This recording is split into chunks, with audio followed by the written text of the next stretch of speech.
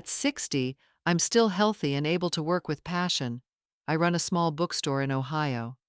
I don't depend on my children or grandchildren, yet my daughter-in-law has always feared that I would become a burden, draining her husband's money, eating up her children's food. So she plotted to abandon me in a foreign country, nearly 7,000 kilometers away from my home. She believed that distance was far enough to erase me from her life forever. But I am not a tree, to be planted wherever someone pleases. If you want to follow my difficult journey back home, stay with me until the end of this video. Don't forget to like, share, subscribe, and let me know where you're listening to my story from. My story will surely satisfy you. I still remember the first time I stepped into that bookstore years ago, when it was nothing more than an empty shell with bare walls and creaky floorboards. People said it was too small and too old to ever become something meaningful, but I believed otherwise. Now it sits quietly on a narrow street in Ohio, a modest place with a faded sign, yet to me it is a treasure chest that holds the story of my life. Customers push the door open every morning, the little bell above ringing in a way that feels like a greeting to my soul. The store is not grand, yet it carries a kind of warmth that no big chain could ever offer. The shelves are wooden, worn smooth by decades of hands reaching for books. Each title I carry has a memory attached to it. I can recall the exact day I ordered a box of poetry for a young teacher who had just moved to town. I remember how a widowed man once came searching for books on gardening and left with a stack of novels that brought him laughter. Books, to me, are not just objects to sell. They are friends, companions, voices that walk with people through their lonely nights and hopeful mornings. People in the neighborhood know me well. They come not only for the books but also for the comfort of being heard. I listen carefully when they tell me what they are looking for. Sometimes it is a mystery novel to keep them awake on long nights. Sometimes it is a children's book for a granddaughter's birthday. I never rush them. Patience is part of the joy. When I finally find the right book for the right person, the look in their eyes gives me a sense of purpose that nothing else could replace. Even at my age, I keep myself busy inside these four walls. I wipe dust from the shelves every morning, straighten the stacks with my own hands, and make sure the corners never feel neglected. It is tiring at times, but as I stand back and watch the shop glow in the afternoon light, my heart feels young again.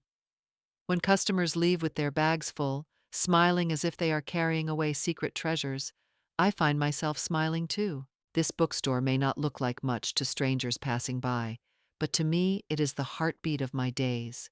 It keeps me alive, it keeps me useful, and above all, it keeps me connected. As long as I can turn the key to open that little door, I know I still have something to give, both to others and to myself. People often looked at me and assumed I was just an old woman running a small bookstore, surviving on a modest income and little else. What they never knew, and what I never cared to share, was the quiet discipline I had carried with me since my youth. When I was younger, while friends spent their weekends at parties or buying new dresses, I sat at the library, reading books on finance and clipping articles from newspapers.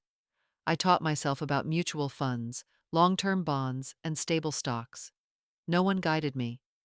It was my own curiosity, paired with the memory of growing up with very little, that pushed me to understand how money could grow when cared for wisely. Every month, even when times were tight, I set aside a portion of what I earned. Some years it was only a few dollars, other years a little more, but I never missed a month. I chose funds that would not rise or fall wildly, but would grow slowly, steadily. I bought shares in companies that produced everyday goods, the kind of businesses that never seemed to disappear. Decades passed, and like a tree taking root, those investments quietly expanded beneath the surface. Now, in the autumn of my life, I know that what I saved and invested is more than enough to support me comfortably until the end of my days.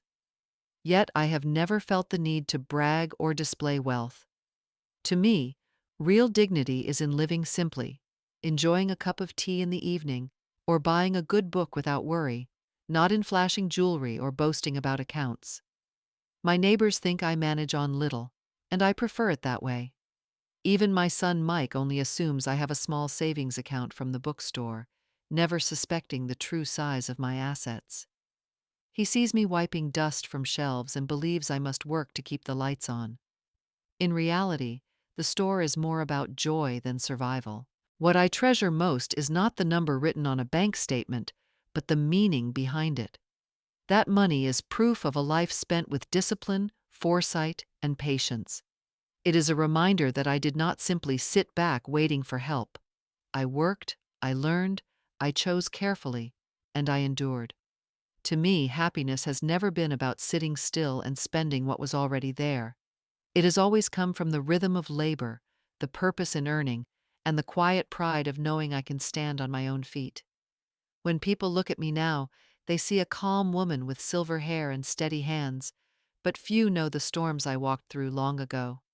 My marriage ended when I was still young, and suddenly I was left with a little boy in my arms and a world of responsibility on my shoulders. Mike was so small then, barely old enough to understand why his father no longer came home. I had to learn quickly how to be both mother and father, comforter and provider all at once. There were nights in the heart of winter when the store was empty, the streets outside covered in snow, and silence filled the air. I would pull my coat tighter around my body, set a blanket in the corner of the shop, and lay Mike down to sleep. As I worked through invoices, arranged shelves, or counted coins in the register, I kept my eyes drifting back to him, listening to his soft breaths. Sometimes I would place my hand gently on his chest to feel the steady rhythm, as if that small heartbeat was the anchor keeping me alive. People suggested I remarry, that a woman alone could not possibly manage. I smiled politely but refused. I could not imagine exposing my son to a man who might treat him with indifference or cruelty. I would rather carry every burden myself than risk his spirit being wounded. So I stayed single, building our life brick by brick, day by day, through the fatigue and the fear. There were times I cried quietly in the back room after closing the shop, but I always dried my tears before Mike woke up. To him, I wanted to be strong, dependable, unshakable. Years passed, and the boy I once cradled grew into a man. He never saw the weight I carried fully, nor the countless sacrifices hidden between the lines of our days. That was my choice.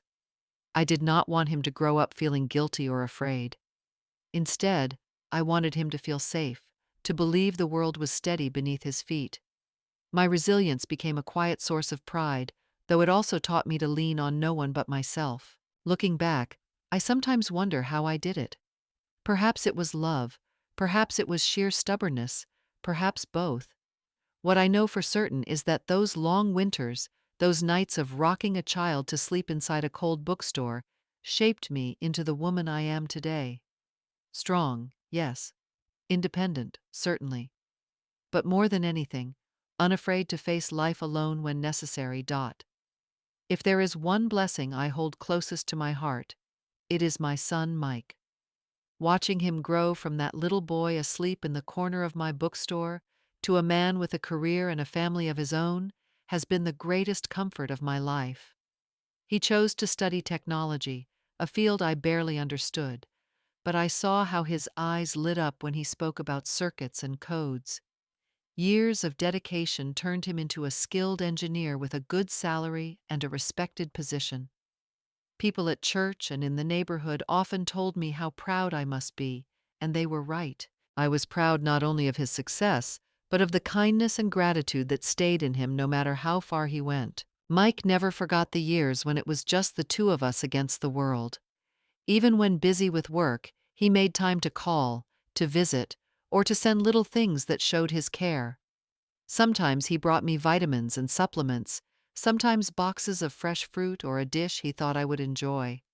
On holidays, he would slip an envelope of money into my bag, saying it was just a small help. Most of the time I gave it back, smiling and telling him to keep it for his wife and the children. I reminded him that I was still strong, still working, still able to care for myself. My answer was always the same: keep it for your family, son. I do not need anything yet. He would sigh, sometimes laugh gently, but never argue long. Deep down, I knew his gestures were not about the things themselves, but about his desire to honor me. In those moments, I felt the weight of all the sacrifices had been worth it. To raise a child who remembers, who respects, who loves without being asked, that is wealth beyond money. Yet not every heart in the household shared that joy. I began to notice the subtle shadows in Katie's eyes, my daughter-in-law. While Mike's gestures filled me with warmth, they seemed to stir something else in her. She rarely said a word, but silence can be louder than speech. Perhaps she thought the money, the food, the time he gave me took something away from her. Perhaps she felt she had to compete with me for his loyalty. I never confronted her, but I sensed it in the tightness of her smile, in the way she avoided meeting my gaze when Mike handed me a package. I told myself not to dwell on it. I chose to focus on the bond between mother and son, the bond that no envy could erase. For me, Mike is and always will be the steady flame in the long nights, the living proof that love and perseverance can raise something good out of hardship. Katie came from money. It showed in the way she walked into a room, in the designer heels she wore, in the effortless way she ordered meals at expensive restaurants, as if she had been born to comfort. Her family had raised her in houses where carpets muffled every step and servants opened every door. When she married my son, I welcomed her with open arms, hoping that love would soften whatever distance might come from our different worlds. On the surface, she was always polite. She greeted me with a practiced smile, offered compliments that sounded sweet, and called me mother in front of others. Yet beneath the polished tone, I could feel the sharp edge of her disdain. I heard it not in what she said, but in how she said it. When I offered to help wash the dishes after Sunday dinner, she would laugh lightly and tell me to sit down, her voice carrying a note that made me feel small, as though I were incapable. When I mentioned the bookstore, she asked gentle questions, but her eyes drifted away, unimpressed. I sensed the words she held inside, words like poor, useless, dependent. She saw me not as a woman who had worked tirelessly to raise her husband, but as someone beneath her. What cut deeper was how she treated the children. She never openly told them to disrespect me, but she planted seeds. She warned them not to get too close, said grandmother was too old, too fragile, not the kind of person they should lean on. I once overheard her whisper to them that I lived off their father, that I was someone to pity rather than admire. Slowly, I watched the light change in their eyes when they looked at me. At first, they came running into my arms, eager to show me drawings or tell me about school. Then, little by little, they grew distant. They sat stiffly when I hugged them, answered in short words, their attention drifting quickly back to their phones or toys. One afternoon, my granddaughter pulled her hand away and said she did not want to smell like old books. Another time, my grandson told me his mom said I was lucky their dad took care of me. Those words, careless in their innocence, pierced me deeper than any insult from an adult could have. I never fought back or raised my voice. I smiled, I listened, I carried the weight in silence. But inside, I felt the ache of being erased, of becoming a shadow in the lives of those I loved most. Katie's mask of elegance fooled many, but I knew the truth behind the velvet surface. Her wealth was her armor, her refinement a shield, and hidden behind both was a disdain that wounded me more than she would ever admit. It happened on a quiet winter afternoon when the store was nearly empty. A regular customer had asked for a book from the highest shelf, and I insisted on fetching it myself. I had climbed that ladder 1,000 times before, steady even with age, but that day the floor seemed colder, the wood less forgiving. My foot slipped on the rung, and before I knew it, the world tilted. I fell hard enough to feel a sharp pain shoot through my leg. The sound of the thud echoed across the room, startling the customer who rushed to help me. My pride wanted to brush it off, but when I tried to stand, my knee refused to carry me. The doctor said it was only a minor injury, nothing broken, but I needed bandages and crutches for a while. Walking became clumsy, and every step felt heavier than the last. I hated the helplessness, the way I had to lean on something just to move from one room to another. For someone used to sweeping, climbing, and tending every corner of the bookstore, the sudden stillness was unbearable. When Mike heard what happened, he arrived at the shop with worry written all over his face. He helped me sit down, asked 100 questions, and kept repeating how I should have called him sooner. That evening he sat across from me, his eyes filled with guilt, and said it was time I came to stay with him and Katie for a while. He argued it would be easier for everyone if I was under their roof. He could drive me to appointments, help me with meals, and make sure I didn't strain myself. I resisted at first. My instinct was to protect him from worry, to keep my independence even while limping across the floor. But when I looked at my son, I saw the boy who once clung to me on cold nights, the man who now wanted to return the care I had given him. I did not want him to carry unnecessary guilt, so I nodded slowly, telling him I would stay with them until I could walk on my own again. Inside, I felt conflicted, grateful for his devotion, yet uneasy about stepping into their household, a place where I knew Katie's smiles were tight and her heart colder than her words. Still, I convinced myself it would only be temporary, a brief pause in my routine until my legs regained their strength. With that thought, I allowed myself to lean on Mike's arm as he guided me out of the bookstore that night, the bell above the door ringing faintly behind us, as if marking the start of a new chapter I had not chosen. Moving into Mike's house was meant to be temporary, a short stay while my leg healed. At first, it seemed almost comforting. Katie welcomed me with practiced warmth, showing me to a small room she had tidied with fresh sheets and flowers on the nightstand. In front of Mike, she carried herself like the perfect daughter-in-law. She laid out dinners with care, asking if I needed an extra pillow, pouring tea as if I were a guest of honor. I could see the pride in Mike's eyes when he watched her. He believed she was thoughtful and attentive, and for his sake I smiled, even when my heart told me her kindness was only for display. When he left for work each morning, the atmosphere shifted like the air before a storm. The sweetness drained from Katie's voice, replaced by clipped words and sharp glances. Meals shrank to cold leftovers, or the cheapest cuts of meat reheated without effort. Sometimes she slid a plate toward me with a sigh as though feeding me was an inconvenience. Other times she simply left food on the counter without a word, as if I were invisible. I did not complain. I told myself it was easier to stay quiet, easier to let Mike believe everything was fine. He carried enough burdens at work and I would not add to them. But inside, I felt the sting of humiliation. To be treated as a beggar in the home of my own son, to be tolerated rather than respected, cut deeper than the ache in my injured leg. There were afternoons when the house felt too heavy, when the silence between walls pressed down on me. On those days, I slipped out to the back porch with a crust of bread or a stale piece of fruit. I would sit alone, the cold winter air biting at my skin, chewing slowly to keep the loneliness from swallowing me. One neighbor, an elderly woman from across the street, once caught sight of me there. Her eyes lingered, full of pity, but she said nothing. She only nodded before walking on. Somehow her quiet acknowledgement hurt and comforted me all at once. I told myself endurance was the only path. If I could last a few more weeks, my leg would heal, and I could return to the little bookstore where dignity still lived among the shelves.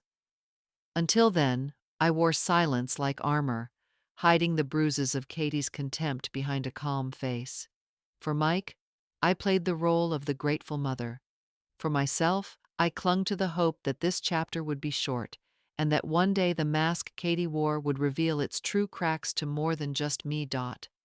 It began with small things, so small I almost doubted myself at first.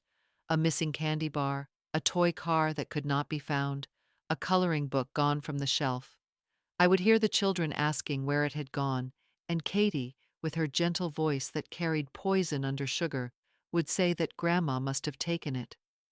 At first I thought they would laugh it off, but children trust their mother's words like scripture.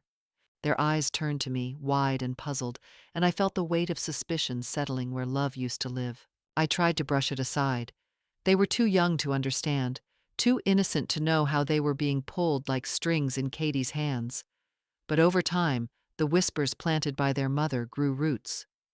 One afternoon, when I reached out to share a cookie, My grandson shook his head and said almost casually, "Grandma is greedy. Don't give her anything." The words were childish, not meant to wound, but they struck me deeper than any accusation could.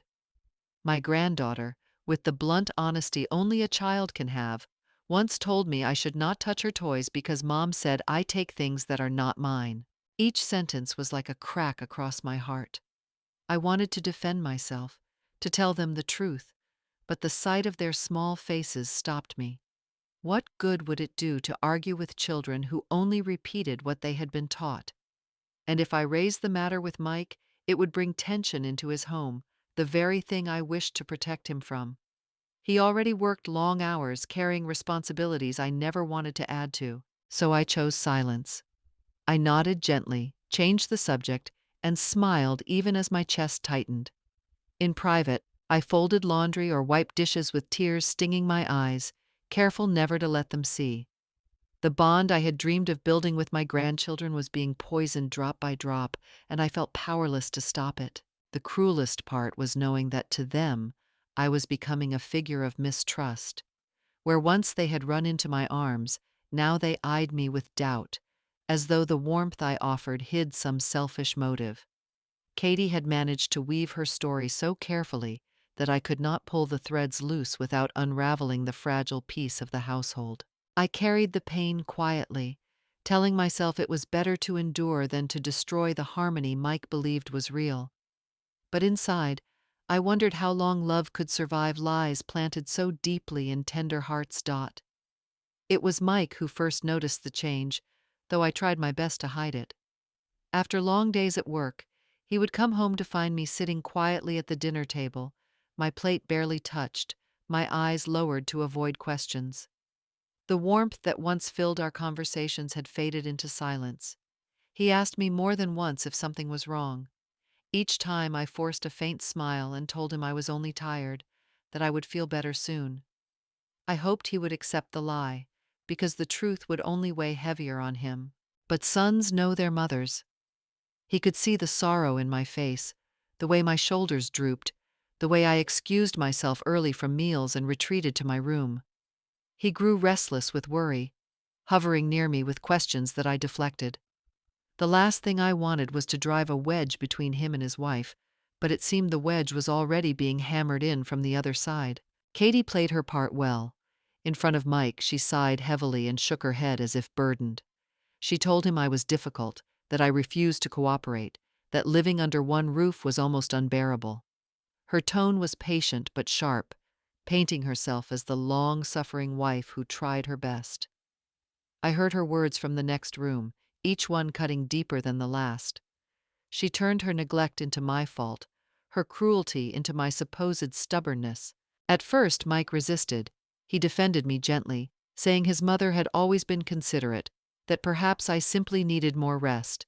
But as the weeks passed, the strain grew. Our dinners became battlegrounds of unspoken tension. Katie's complaints piled up like stones, and Mike's patience thinned under the weight. He began to confront me more directly, asking if I had argued with her, if I could try harder to get along. I swallowed my pride and shook my head, repeating the same weary phrase, "I am just tired." Soon, the marriage itself began to fray. I could hear their voices rising in the night, muffled arguments slipping through the walls. Mike accused her of exaggerating, she accused him of blind loyalty. Doors slammed, silence followed, then more quarrels the next evening. I lay awake in the small room they had given me, staring at the ceiling, my heart breaking at the sound of my son's marriage unraveling.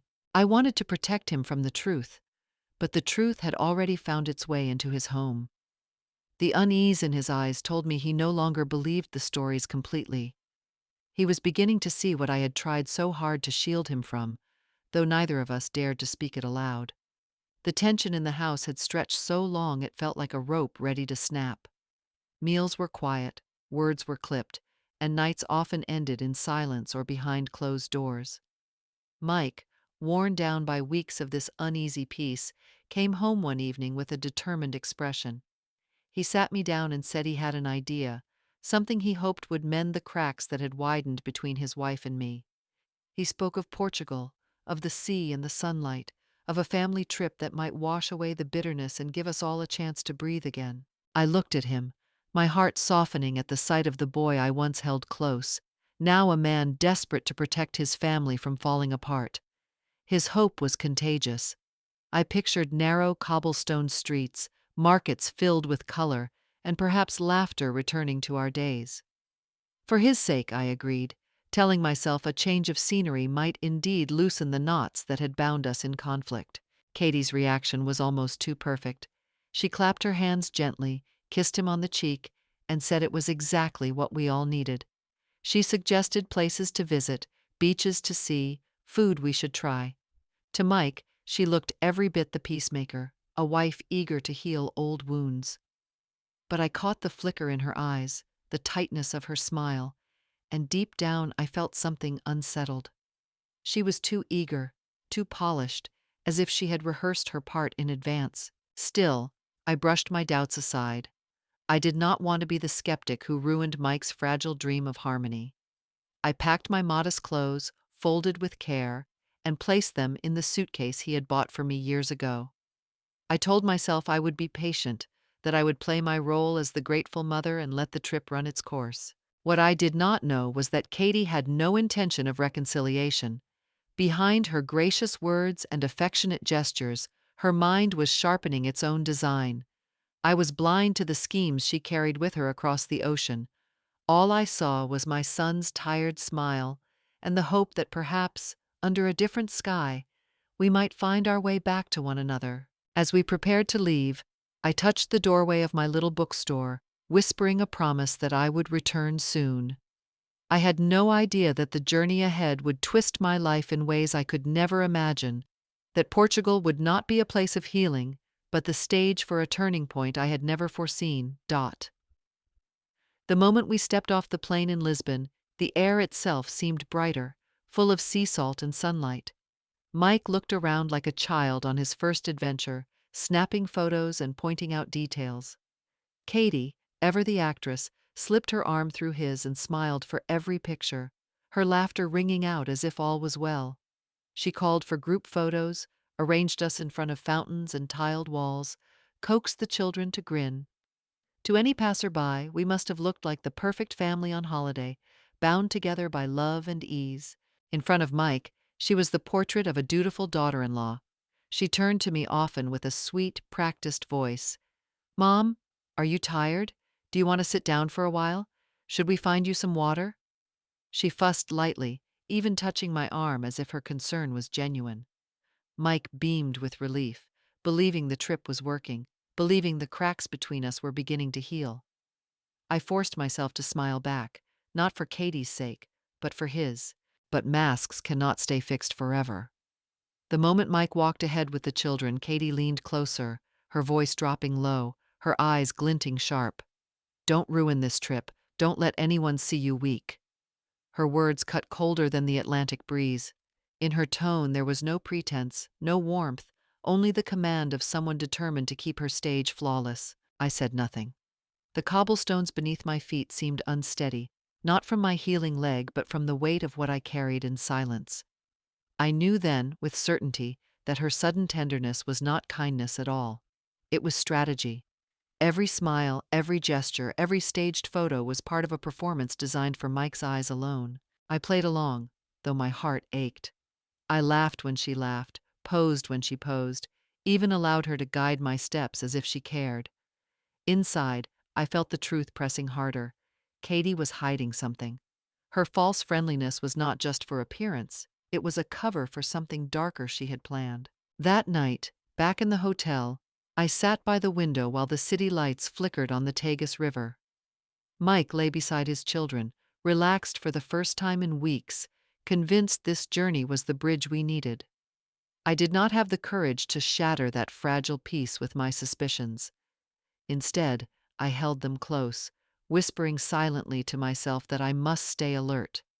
For beneath Katie's mask of harmony, I could hear the faint rumble of a storm waiting to break.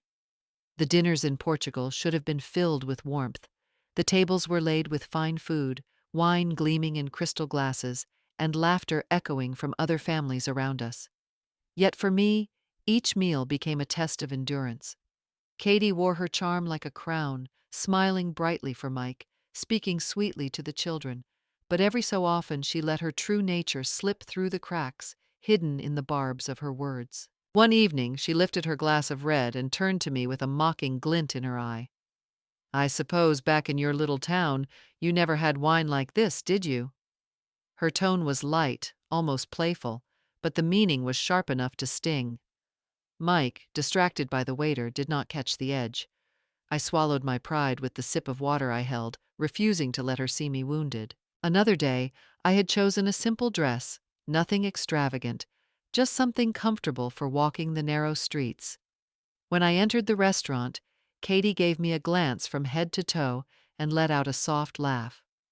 "Oh, you look like a tourist who lost her way."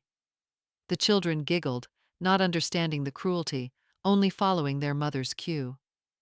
I smiled faintly, though my chest tightened.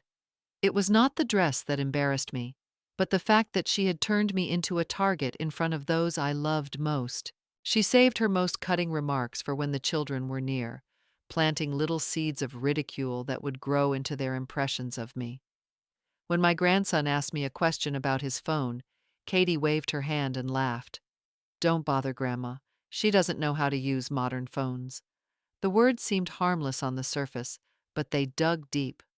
My granddaughter looked at me differently afterward, her curiosity replaced by a smirk, as if I were too far behind the world to catch up.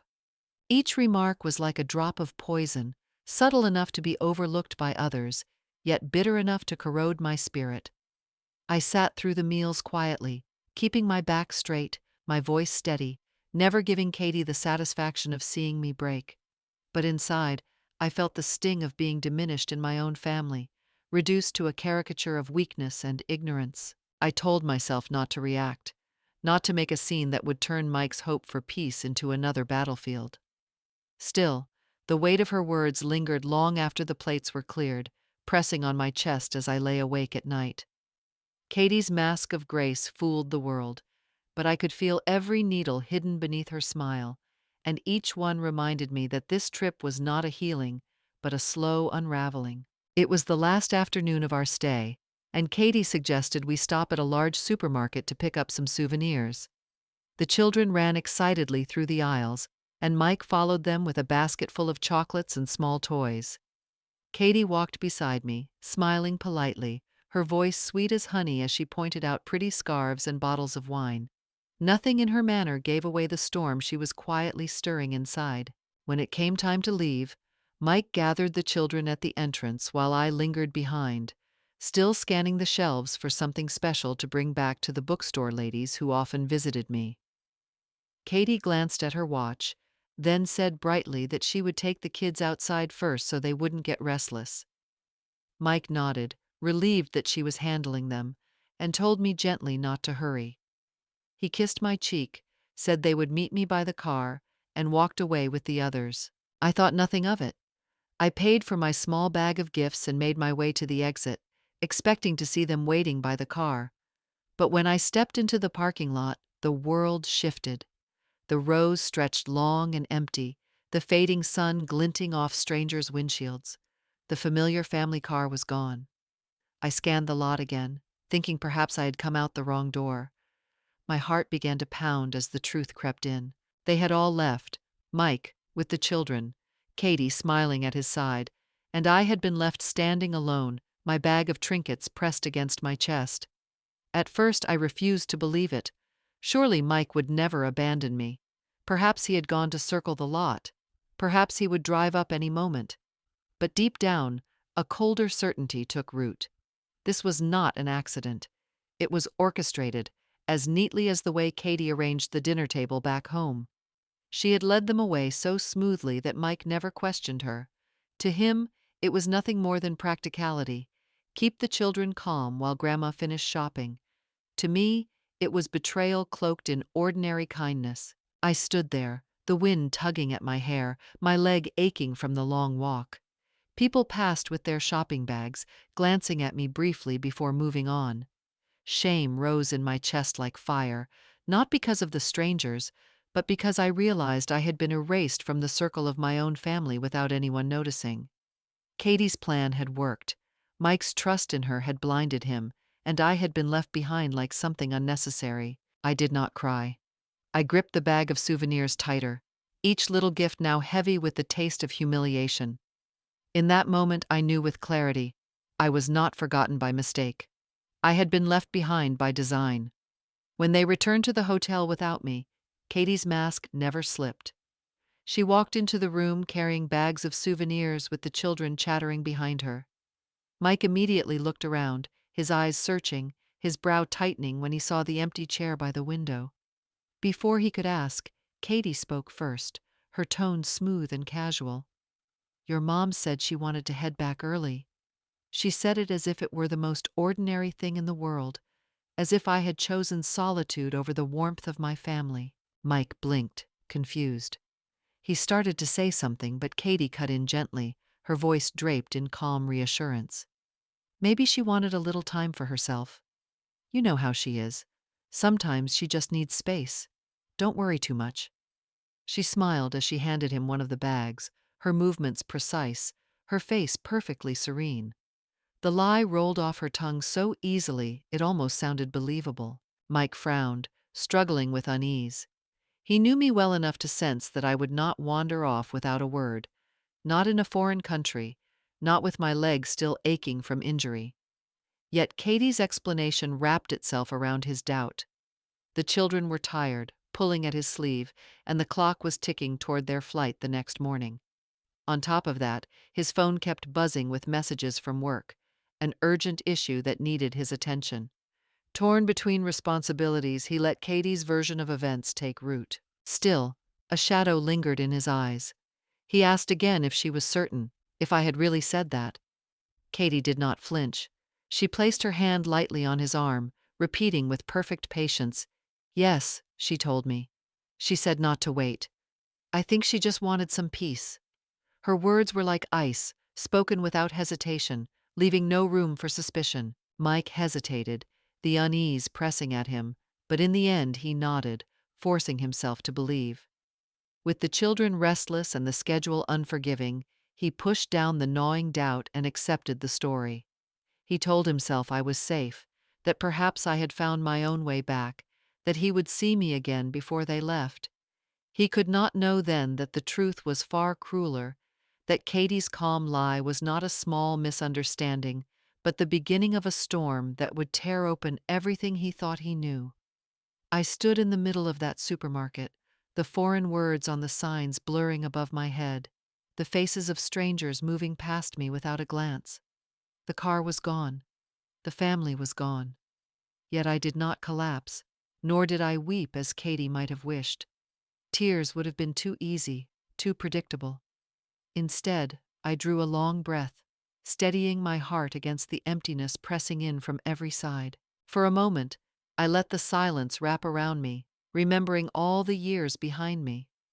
I thought of the long nights in Ohio when I worked alone under dim light, of the winters when I wrapped Mike in blankets to shield him from cold and hunger, of the endless days when no one was there to catch me except my own hands. Each memory returned like an ember, sparking a flame inside me. This was not the first time life had tried to break me, and just as before, I would not let it win. I looked down at the small bag of souvenirs I had chosen. Cheap trinkets to some, but to me they were symbols of love, little pieces of joy I wanted to carry back for the children. I tightened my grip, not on the objects themselves, but on the meaning they carried. I had endured humiliation, silence, and the sting of being diminished, but here, in this strange place, clarity rose in me like a tide. It was time to break the chain. I told myself with a calm fierceness that surprised me. My fate does not rest in my daughter-in-law's hands. She may try to erase me, to paint me as weak, to leave me behind like a forgotten parcel. But she cannot decide my worth. She cannot dictate my end.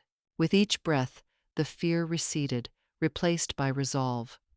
I would find my way, whether through strangers' kindness, through sheer determination, or by walking every stone street of Lisbon if I had to.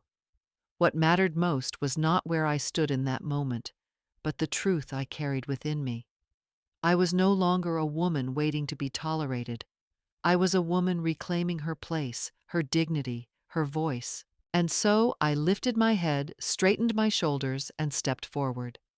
Not as a victim abandoned in a foreign land, but as someone who had chosen, finally, to decide for herself. After the car pulled away and the reality of abandonment set in, I did not allow panic to claim me. Years of hardship had trained me too well. Instead, I stood tall, gathered my breath, and asked for help in the most practical way I knew. I walked back into the supermarket, found the customer service counter, and asked for directions to the nearest American embassy. My English carried authority, my steps carried purpose, and within hours I was seated across from an officer who listened patiently as I explained. With my passport tucked safely in my purse and a modest amount of cash I had kept hidden, I purchased the earliest flight back to the United States. The embassy staff offered coffee and a chair to rest, but I declined gently. Rest could wait. I needed movement, progress, the steady rhythm of leaving behind the place where Katie's betrayal had been written into stone. On the long flight home, the lights dimmed, and most passengers drifted into uneasy sleep. I sat quietly, staring at the small, oval window, the Atlantic stretching dark beneath me. Strangely, I did not feel consumed by hatred. I thought instead about the pattern of my life, the way I had endured loss, raised Mike alone, and built strength from every setback. Betrayal had cut me deeply, yes, but it had also clarified something. I could no longer remain bound to the cage Katie had been building around me. Returning to Ohio would mean stepping back into the same old cycle of silence, contempt, and hidden cruelty. I could not allow that. The bookstore, the house, even the routines I once found comfort in, all of it had become part of the trap. If I wanted peace, if I wanted dignity, I needed to imagine a new life beyond the shadow of my daughter-in-law. So I planned. As the plane carried me closer to America, I went over each detail in my mind. I would retrieve the financial records I had kept private for decades, the investments and accounts no one knew about. I would contact a lawyer, not to seek revenge, but to prepare my freedom. The money I had guarded quietly all these years would finally serve its purpose. I whispered to myself in the dim cabin, while strangers around me slept. This is not an ending. This is a beginning. And for the first time in a long while, I felt the stirrings of calm determination, the kind that belongs only to those who have been tested and refuse to break. When I returned to Ohio, I carried with me the silence of someone who had learned the power of patience. I did not call Mike, nor did I tell anyone of my arrival. To the outside world, it was as though I had simply extended my stay abroad. Inside, however, a quiet storm of resolve had already begun. I knew I could not return to the same routines, the same circle where Katie's shadow loomed over me. If I wanted to step free, I needed a new beginning, and it had to start with the bookstore. That little shop had been my anchor for so many years. Its shelves had witnessed both my struggles and my triumphs. Yet I understood now that holding on to it would only tie me to the past, to the life Katie thought she could control. So, one morning, with my scarf wrapped tight against the autumn chill, I walked into a lawyer's office downtown. The lawyer was a woman recommended quietly through a friend in the community, someone I trusted to keep confidence. I told her, with steady voice, that I wished to sell the bookstore. No fanfare, no delays. Simply a clean transfer to someone who would cherish it as I once had. The process moved swiftly, almost as if the universe itself agreed with my decision. Through local connections, former teachers, old church members, a retired librarian, we found a buyer who respected the value of the store beyond its profits. He wanted to keep the shelves alive, to keep the bell above the door ringing for readers who sought comfort there. I signed the papers with calm hands, my lawyer nodding in approval as the transaction became official. It was all legal, clean, and discreet. No one outside that office knew, not even Mike. When the final signature was complete, I walked back to the store one last time. I traced my fingers along the wooden shelves, inhaled the faint scent of paper and dust, and felt both sorrow and relief. It was the end of a chapter, yes, but not the end of me. I left the keys on the counter for the new owner, turned the lock one final time, and stepped into the crisp Ohio air. The bookstore had been a house of memories, of nights spent rocking a child to sleep, of mornings filled with customers' laughter, of quiet afternoons with only the rustle of pages for company. Now, it would live on in someone else's care. And for me, the closing of that door was not loss, but liberation. For the first time in years, I felt the ground open toward freedom. The past was no longer my prison. My future was mine to choose. Few people knew that long before wrinkles lined my face, I had already begun planting the seeds of independence. In my early 30s, when Mike was still a boy clinging to my skirts, I spent evenings after he slept poring over newspapers, library books, and any guide to finance I could find. While others saw me only as a single mother with a tiny bookstore, I was quietly learning the language of stocks, bonds, and retirement funds. It was not brilliance, only persistence, the habit of a woman who had lived with scarcity and refused to let it shape her destiny. Over the years, I set aside what little I could. A few dollars here, a small windfall there, each piece tucked carefully into long-term investments. At times it seemed laughable, my savings so modest, but I trusted the steady rhythm of compound growth. Every dividend reinvested was like a brick added to the foundation of a house no one else could see. By the time I reached middle age, I had built not only resilience in spirit, but also a fortress in numbers. Quiet, discreet, hidden even from Mike. Now, after returning from Portugal with betrayal still raw in my heart, I knew it was time to reveal, at least to myself, the true shape of that hidden strength. I made an appointment with my financial advisor, a man I had worked with in confidence for years.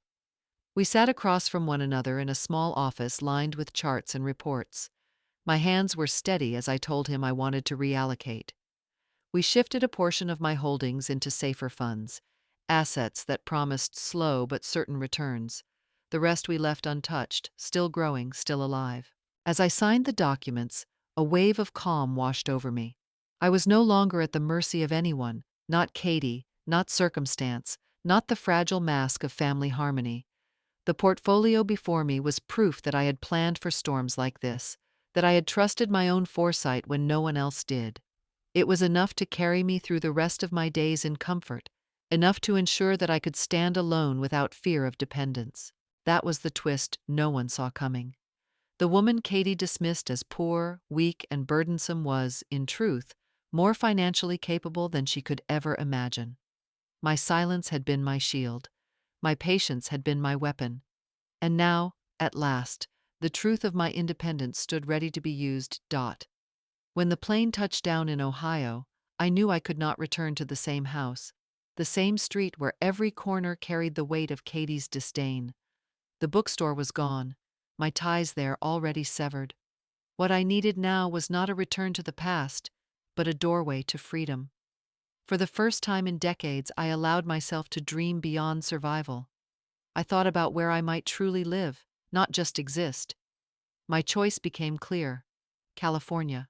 The state carried a different kind of promise. The climate was gentle, the air softened by the ocean, the days warmed by sunlight that seemed to last longer. More than that, I had heard of the thriving communities there, where older people found joy in book clubs, art circles, and volunteer work. It was a place where age was not a burden but a badge of wisdom, where no one would look at me as an unwanted shadow in my own family. With calm precision, I began the process. Through my lawyer, who had already proven both loyal and discreet, I arranged the purchase of a small house with a garden. It was modest, nothing extravagant, but it was mine, and that was what mattered. Every signature was handled carefully, each document filed to ensure the deed stood legally in my name alone. When the papers were complete, I felt a quiet surge of pride. This was not charity, not a handout. It was the fruit of years of discipline, of choices no one ever noticed. No one outside the lawyer knew of my new address. I kept it that way deliberately. I wanted a clean break, a shield of privacy that would keep Katie's reach from touching me again. I imagined her searching Ohio, assuming I was trapped in the same old patterns, while in truth I would be far away, planting flowers in my own soil. The secrecy was not bitterness, it was protection, a way of reclaiming control. The day I first stepped into the little California house, the sunlight poured through the windows and settled on the hardwood floors as if to welcome me. In the back, a small garden waited, quiet but ready. I touched the fence with my hand and felt something stir inside me, a recognition that this was not just property but possibility. For the first time, I was not moving out of necessity. I was moving by choice. This was more than a relocation. It was a declaration. By choosing California, by standing in a home legally my own, I was proving to myself that I was no longer bound by chains of contempt or manipulation. I was writing a new chapter, one with freedom at its center. California welcomed me in a way I had never expected. The first week after settling into my small home, I walked into the local library where a book club was gathering. My heart beat fast, unsure if I still knew how to belong anywhere. Yet the women there greeted me warmly, pulling up a chair, asking about the kinds of stories I loved. Before long, I found myself laughing, listening, and sharing passages from novels that had carried me through my loneliest years. For the first time in what felt like decades, I was surrounded not by judgment, but by genuine curiosity and companionship. Soon after, I joined a women's volunteer group in the community center. They organized food drives, wrote letters to nursing home residents, and even planned art fairs to support local schools.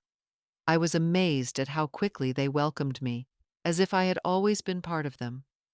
No one asked about my family. No one probed my past. They simply saw a woman willing to help and embraced me as such. Each hour I gave in service seemed to heal a part of me that had been wounded for so long. Afternoons became my sanctuary. I would sit beneath the porch of my little house, sunlight spilling across the pages of a book. Around me, the garden began to bloom under my care, roses unfolding slowly, lavender releasing its calm scent into the air. There were no sharp words cutting into my peace, no eyes watching me with contempt. Only the steady hum of bees, the rustle of leaves, and the comfort of stories. I realized then that freedom was not in escaping, but in choosing a place where one could finally breathe. The peace was not passive, it was alive. Every conversation at the book club, every smile exchanged at the volunteer center, every quiet moment with the soil under my fingernails reminded me that I had chosen this. I was not a castaway living on scraps of affection. I was a woman who had taken her life into her own hands, who had carved out space where respect and kindness could thrive. One evening, as the sun lowered into the Pacific, painting the sky in hues of gold and violet, I sat back in my chair with a cup of tea and felt something new stir inside me. It was not triumph, not revenge, but serenity. A stillness that whispered, "Peace is not found by running away. Peace is found when you dare to begin again in the right place." And I knew finally I had dot. When the trip to Portugal ended and the plane touched down in Ohio, Mike's relief quickly shifted to dread. He scanned the crowd at the arrivals gate, expecting to see me standing there, small suitcase in hand, wearing the same familiar smile. But I wasn't there. He waited, pacing back and forth, convincing himself I had simply been delayed. Minutes stretched into hours, and when the terminal emptied, a heavy truth began to sink in. His mother had not come home. At first he called the house, then the bookstore, though deep down he knew I would not be there. His voice grew tight as he left messages with friends, asking if anyone had seen me, if perhaps I had changed my plans. No one had. Fear began to gnaw at him, sharper with every unanswered call. By midnight, he was dialing hospitals, describing me to tired nurses who checked their lists and said no such patient had been admitted. He even reached out to the police, his words tumbling over themselves as he filed a missing persons report. The next morning, Mike posted a message online with my photo. Within hours, it spread. Friends shared it, neighbors commented, strangers began to ask questions. A local paper picked up the story.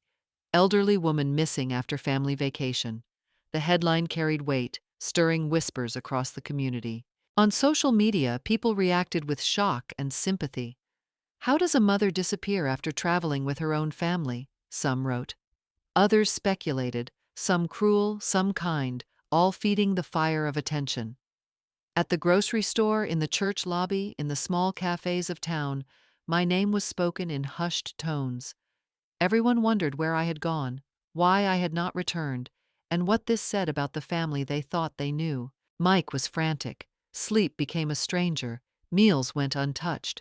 He scrolled endlessly through messages from people offering prayers, theories, even wild accusations. Every ding of his phone sent his heart leaping, only to crash again when it was not news of me. His coworkers saw the weariness in his eyes. His children noticed the tension in his voice. The man who had once been so certain of his stable world now felt it collapsing under the weight of uncertainty. And behind it all lingered a deeper, unspoken fear. Perhaps his wife knew more than she admitted, but with no proof, he was trapped between suspicion and denial, clinging only to hope.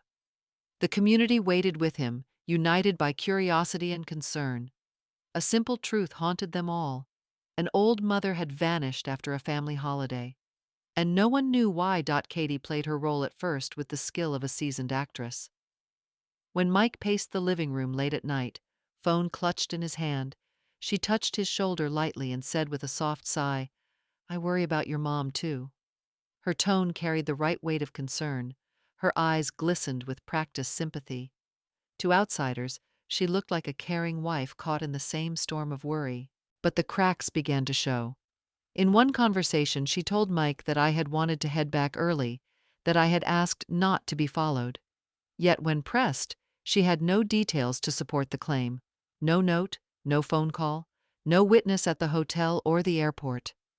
Her words were like smoke, impossible to hold, vanishing the moment anyone tried to grasp them. Family members started to whisper. A cousin asked Mike quietly if he was sure about the story, because it sounded strange. An aunt frowned when she read the article in the local paper and muttered, "Something doesn't add up." The rumor spread in low voices at church gatherings, in grocery aisles, over coffee. What kind of mother leaves a foreign country alone without telling her son? The unease was no longer confined to Mike's heart. It had begun to ripple through the whole community. Mike tried to defend his wife, but doubt gnawed at him. He replayed her words in his head late at night, searching for consistency and finding none. She seemed too calm, too unshaken while he was unraveling. Her sympathy never deepened into real grief. It hovered on the surface like a mask that had been painted too carefully. When neighbors asked questions, she answered with rehearsed phrases, but her eyes slid away too quickly, her voice just a touch too sharp. He began to notice things he had overlooked before. The way Katie dismissed conversations when his mother's name came up. The way she shifted the subject whenever someone pressed her. Even her posture betrayed her, arms crossed tight across her chest, her voice growing defensive in moments that required openness. Mike did not yet accuse her, not openly. Love and habit held him back. But inside, a line had been drawn. He felt the chill of distance growing between them, fueled by the possibility that the woman he trusted most might also be the one holding back the truth. It was only a seed of suspicion, but seeds, once planted, have a way of breaking through stone. It was a gray morning when Mike found the envelope in his mailbox. The paper was thick, his name written in familiar handwriting that made his breath catch. The return address was from California, though he had no idea why. With trembling fingers, he carried it inside and sat at the kitchen table. The children were still asleep, the house unusually quiet. He broke the seal and unfolded the letter, the pages heavy with words. "I am safe," it began. "Please do not worry for me, but you must know what happened." Line by line, the story spilled out, not in anger, not in wild accusation, but in steady, measured detail. She wrote of the nights she had been given cold leftovers while the rest of the family dined on fresh meals. She described how Katie had hidden the children's toys and candy, whispering to them that Grandma had stolen them. She explained the ache of hearing her grandchildren, in their innocence, say that she was greedy, unworthy of gifts or kindness. There were no insults, no rage. The letter read like a testimony, every memory laid out with clarity. She recounted the day she had chosen to eat a dry piece of bread on the porch rather than sit through another humiliating dinner. She described the moment in Lisbon when Katie's sweet voice turned into a blade, warning her not to ruin the trip. And finally, she described the supermarket, the sudden emptiness of the parking lot, the way the family car had disappeared while she stood alone with her bag of souvenirs. Mike's hands tightened around the pages. Each word carried the weight of truth. The details were too precise to dismiss, too vivid to invent. He could see his mother in every scene, her quiet dignity, her silent endurance, her strength even in pain. And with each sentence, the image of his wife cracked further. The sympathy she had feigned, the stories she had told, it all collapsed under the evidence of this calm, unwavering account.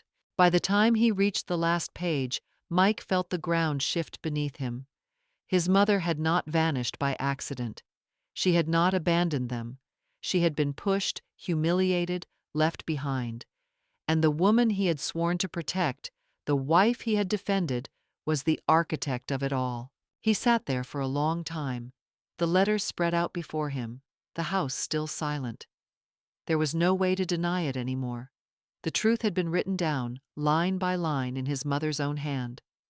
And now, he could no longer turn away. Toward the end of my letter, I paused, holding the pen between my fingers for a long time. My heart was heavy, yet my hand was steady. I did not want my son to remember me as bitter or broken. I wanted him to hear my truth in the calmest way I could offer. Mike, I wrote, I am not weak, but I am tired of living among lies. I chose to leave because I wished to hold on to the small measure of peace that still belongs to me. As I put those words on paper, I felt years of silent endurance rise within me. I remembered the cold meals set before me, the false accusations whispered into my grandchildren's ears, the sting of being cut out of my own family. I had endured it without protest, thinking I was protecting him. But every sacrifice had taken something from me, until there was almost nothing left. I wanted Mike to understand that my leaving was not an act of abandonment, but of survival. I told him plainly, I did not leave you, my son. I left the cycle that was slowly destroying my dignity. I stepped away from the poisonous atmosphere that turned every breath into shame. In removing myself, I saved what was left of my spirit. I wrote these lines without anger, only with the fatigue of a woman who had carried her burden for too long. I still loved my son, deeply, endlessly. But I wanted him to know that love cannot thrive in a home where respect is absent. I needed him to see me not as weak or defeated, but as someone who chose freedom when humiliation had gone too far. My final words to him were the hardest. You must look at your wife for who she really is. Do not let the perfect mask blind you anymore. You cannot protect both of us if you continue to deny the truth. When I laid down the pen, I read the letter from beginning to end. It was not a plea. It was not revenge. It was a mirror, one I held up to my son so he could see clearly what I had endured and what I could no longer allow. I sealed the envelope with both sorrow and hope. Sorrow for what had been lost, and hope that one day Mike would finally open his eyes. I can still see him in my mind, though I was not there to witness it. Mike told me later how he sat at the kitchen table with my letter spread out before him, reading and rereading every line until the words blurred with tears. He said the house felt unbearably quiet, as if it too was waiting for his decision. He wept, not because he had lost me, but because he had failed to see the truth sooner. For years I had chosen silence, not out of weakness but out of love. I had swallowed insults, endured cold meals, accepted the slow erosion of respect, all so that my son would not be torn apart between loyalty to his mother and loyalty to his wife. That silence, he realized, had been my shield for him. It had cost me dearly, but I bore it because I believed his peace was worth more than my pride. Now, as he read, guilt consumed him. He told me later that he felt crushed between two worlds. On one side stood the image of his mother, the woman who had raised him alone, who had never once asked for more than his kindness. On the other side stood the woman he had vowed to love and protect, the wife who had built her life beside his. He realized that believing one meant doubting the other, and the weight of that truth nearly broke him. But denial could not hold any more. My words, written in a steady hand, gave him no escape. He began to see me differently, not as fragile, not as someone fading into the background, but as a woman who had chosen silence to protect him. Every line reminded him of my sacrifices, and every sacrifice drew a deeper line between truth and illusion. He told me later that his chest ached as if a stone had been placed there. He paced the kitchen, stared at the ceiling, pressed his palms to his eyes. He wanted to believe his wife, but the details in my letter were too clear, too specific to dismiss. He wanted to cling to his marriage, but how could he ignore the evidence of his mother's suffering? That was the moment of decision. He knew the cost would be high. Families do not unravel quietly, and the truth rarely comes without pain. But he also knew that to remain silent was to betray me a second time. So he made his choice. He would face Katie. He would uncover everything, no matter what it destroyed. For the first time, he understood that silence was not strength. Truth was. Dot. The day of confrontation finally arrived. Mike waited until the children were asleep, the house quiet, before he placed my letter on the dining table. His face was pale but steady, his hands clasped together as if he were holding back a storm. Katie walked in, her steps confident at first, but she froze when she saw the envelope lying open. "Sit down," Mike said, his voice low but firm. "We need to talk." He slid the letter across to her. "This is from my mother. Every line describes what she endured in our house, in Lisbon, in the supermarket. I want you to explain every single detail." Katie's cheeks flushed crimson. She glanced at the pages, then looked away, forcing a laugh. "That old woman is trying to divide us," she said sharply. "She's making things up so you'll hate me." But Mike did not look away.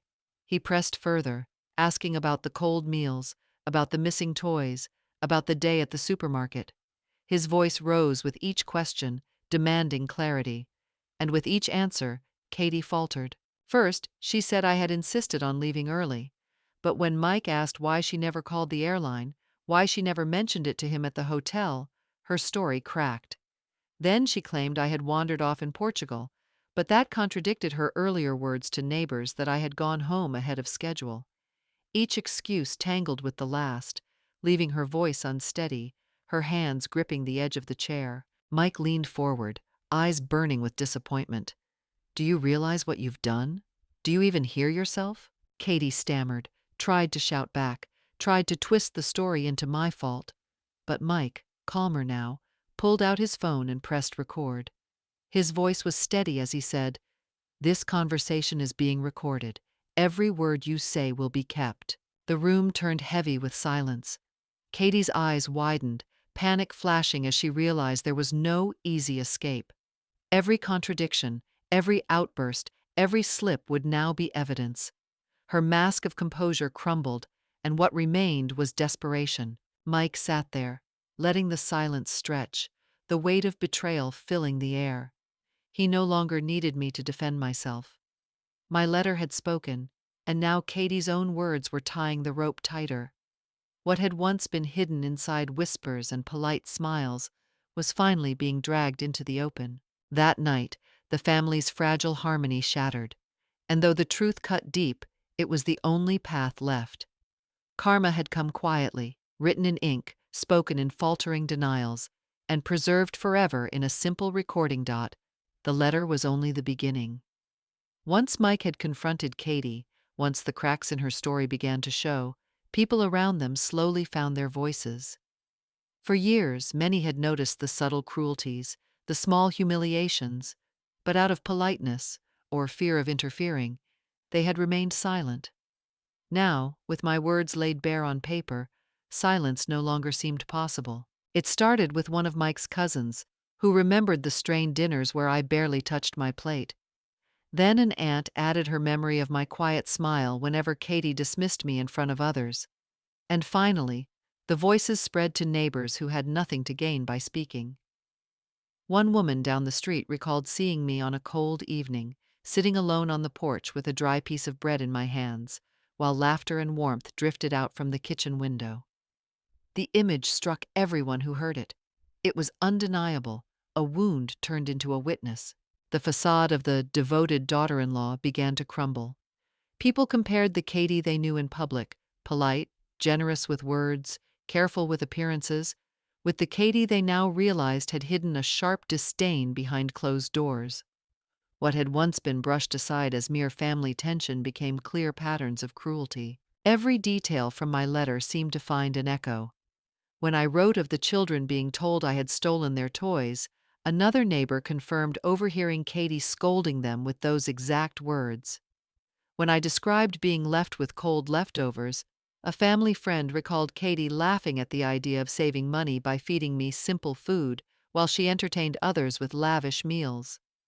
The fragments aligned like pieces of a puzzle, and soon the picture was whole.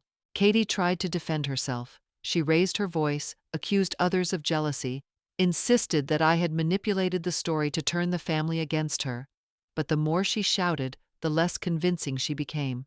Her tone, once so commanding, now sounded shrill. Her denials carried no weight when the evidence came not only from me, but from the community itself. Mike listened, torn between disbelief and clarity, until at last the truth was undeniable. His mother's quiet endurance had never been weakness, it had been protection. And his wife's charm had never been devotion, it had been a mask. With every testimony, every memory shared, the lies unraveled until there was nothing left to cover her. What remained was the truth, sharp, painful, but finally visible. Katie's image of the perfect daughter-in-law lay shattered, replaced by the undeniable portrait of a woman who had chosen cruelty over compassion. The lies had fallen away, and all that was left was the bare, unflinching face of her betrayal. There came a point when Mike could no longer close his eyes to the truth.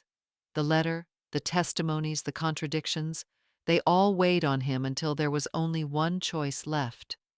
He looked at Katie and saw not the partner he had once trusted, but the woman who had turned his mother into a prisoner of humiliation inside her own family. Forgiveness was no longer possible. "I cannot live like this," he told her one evening, his voice steady despite the tremor in his hands. "You made my mother feel like a stranger in her own son's house. You left her to suffer alone. I can't allow that anymore." The words fell heavy between them. Katie protested, cried, accused him of betrayal, but the more she spoke, the more hollow her voice sounded. Mike's decision had already solidified. He contacted a lawyer and filed for separation. The process was not quick, but it was deliberate. In court, the matter of custody became the central battle. The judge ruled that custody of the children would be shared temporarily, with both parents responsible. Yet Mike made it clear he would spend as much time with his children as possible. He rearranged his work schedule, left the office early when he could, and picked them up from school himself. He wanted them to feel his presence, his guidance, his care, a counterweight to the bitterness they had absorbed from their mother. It was not easy. The children were confused, sometimes repeating Katie's words without realizing their sting. But Mike did not scold them. Instead, he listened, he answered gently, and he showed them through actions what respect and love looked like. Slowly, the shadows of Katie's manipulation began to lift. The children laughed more freely, spoke to him with ease, and started to see their grandmother not as a villain, but as someone who had always loved them quietly. At home, the silence between him and Katie grew wider, a canyon that could no longer be crossed. They spoke only when necessary, their exchanges clipped and cold. Mike no longer looked to her for comfort, no longer believed in the mask she had worn for so long. He poured himself into his work, excelling not out of ambition, but out of the need to build stability for his children. Choosing separation was painful, but clinging to a marriage built on lies would have been worse. Mike realized that by stepping away, he was not only protecting himself, but also teaching his children a lesson: that truth matters, that dignity matters, and that love without respect is no love at all. Without Mike at her side, Katie discovered just how quickly the ground beneath her feet could vanish. She had spent years building an image of control, of refinement, of the perfect wife who managed her household with grace. But once Mike filed for separation, that image began to collapse. At family gatherings, her chair felt colder, her presence less welcome. The people who had once praised her for her charm now looked at her with suspicion, whispering when they thought she couldn't hear. The story spread faster than she could contain it. The daughter-in-law who abandoned her mother-in-law in a foreign country. The phrase passed through the family like wildfire. Cousins repeated it with raised eyebrows, aunts shook their heads, and uncles muttered that such a thing was unthinkable. No one needed proof beyond the letter and the testimonies that followed. In their eyes, Katie had crossed a line that no one forgave. Even beyond the family, her reputation suffered.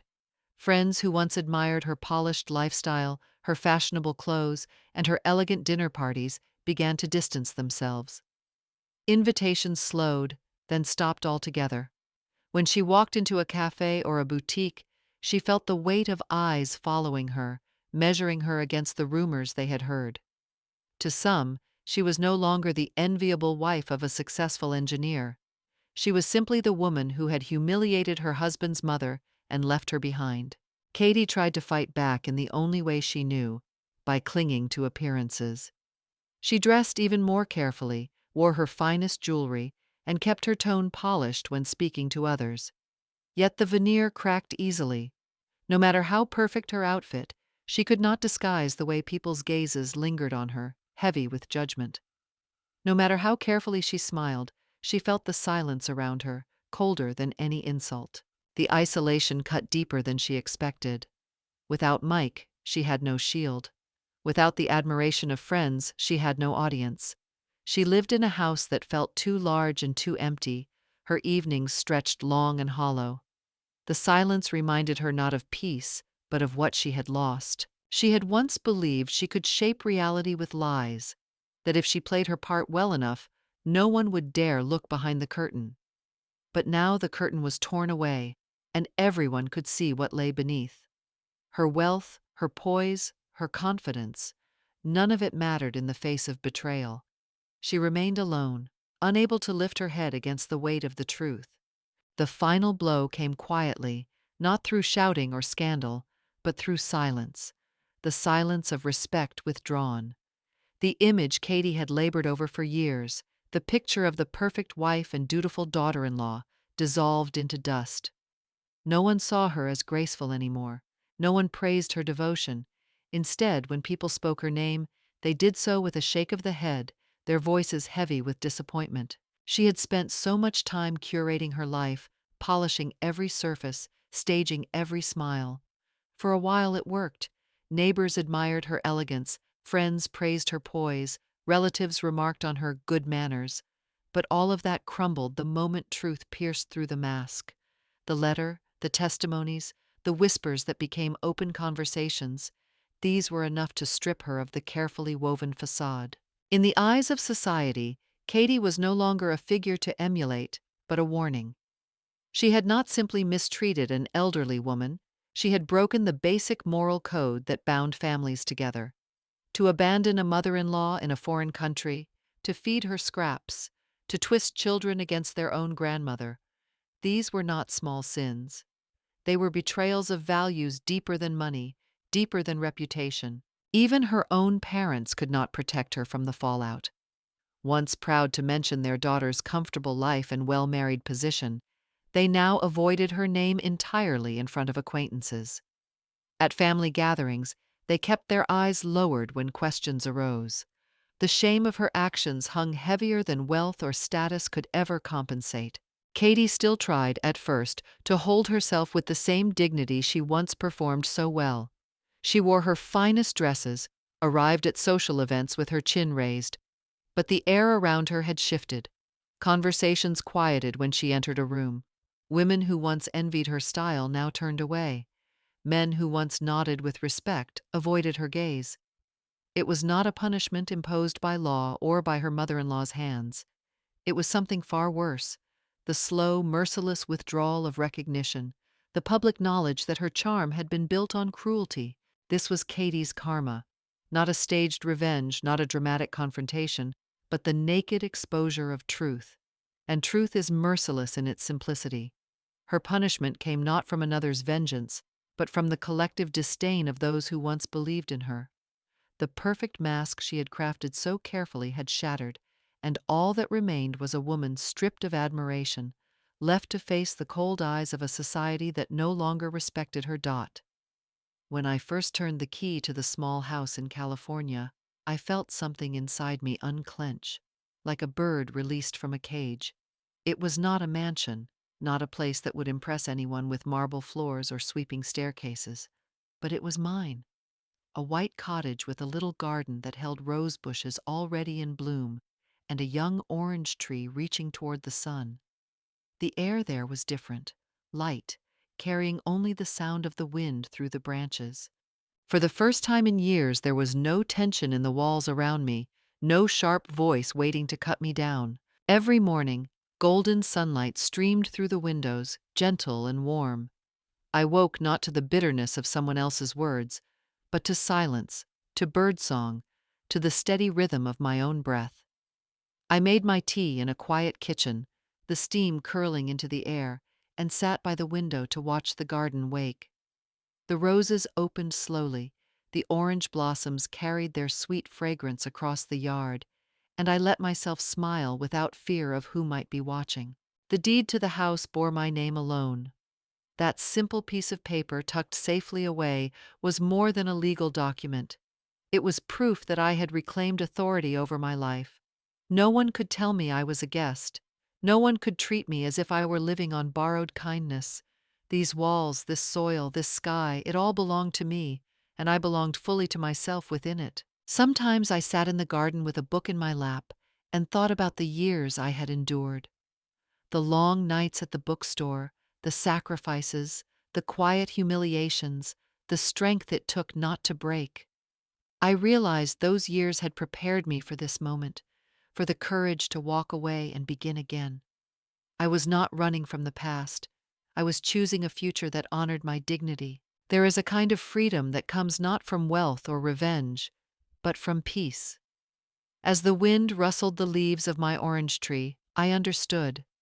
This was the first time in many years that I felt truly free. Free to rest, free to grow, free to live the way I had always deserved. In my new home, life began to take on a different rhythm, one that I chose for myself.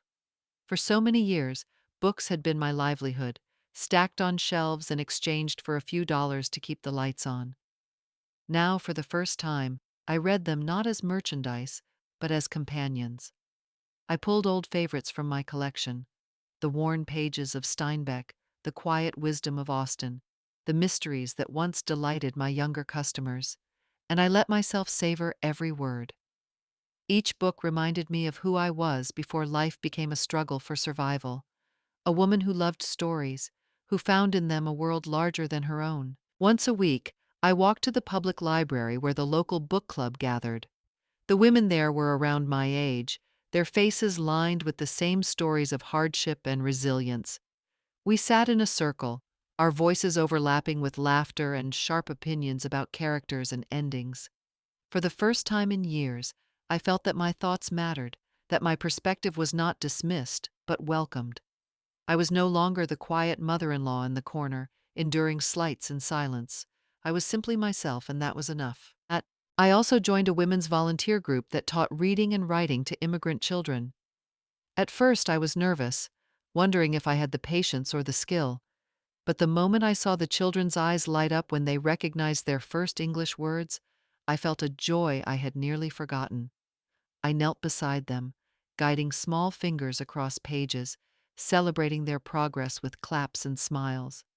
Their eagerness to learn reminded me that giving knowledge is one of the purest forms of love. It was a gift I could offer, one that no one could belittle. These new habits gave shape to my days. Morning tea with a book, afternoons at the library, evenings preparing lessons for the children. The hours passed not in loneliness, but in quiet purpose, and with each passing week, I felt my sense of worth return. No longer did I carry the heaviness of being judged or dismissed. Here I was not too old, not unnecessary, not invisible. I was valued, both for what I could share and for who I was. For the first time in a long while, I understood. Rebuilding life is not about grand gestures or wealth. It is about small, steady choices that remind you of your own dignity. And in these routines, I found not just survival, but meaning.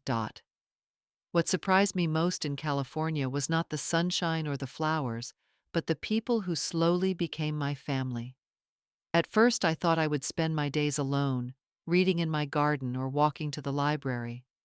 But little by little, women began to enter my life. Women with faces marked by years of struggle, yet eyes bright with resilience. Some had endured betrayals like mine, others had raised children only to be pushed aside, and still others carried scars from marriages that had collapsed under the weight of deceit. We found each other in the library, in the volunteer group, at community gatherings. Conversation began cautiously, just small comments about books or children. But soon our words grew heavier, carrying memories of pain, of nights spent crying alone, of mornings when courage was the only thing that carried us forward. And then, just as quickly, those heavy words would give way to laughter. It startled me at first, how easily we could laugh after telling such sad stories. But perhaps that was the gift of companionship, the ability to lighten burdens simply by sharing them. With these women, I was not measured by wealth or status. No one asked how much I had saved. No one compared houses or clothes. Instead, they looked at me with recognition, with respect for the honesty in my voice and the wisdom in my years. For the first time in a long while, I felt that I belonged, not as a duty, not as a burden, but as myself. Many afternoons we gathered on the porch of one friend's house, a shaded spot where the breeze carried the scent of jasmine. We poured tea into chipped cups, leaned back in our chairs, and talked until the sky turned pink. Sometimes the stories were tender, sometimes sharp, but always true. And when the laughter came, it rang clear and young, as if we had been given back a piece of the childhoods we once lost to responsibility. Sitting there with the sun softening in the distance and the women around me smiling, I felt something I had almost forgotten: dignity. Not the kind bestowed by titles or roles, but the quiet dignity of being seen and valued. These women were not just friends, they were my new family of spirit, bound not by blood but by understanding. And so, dear listeners, I want to turn this story outward. If you too have carried the weight of betrayal, of being dismissed or silenced, I invite you to share your story.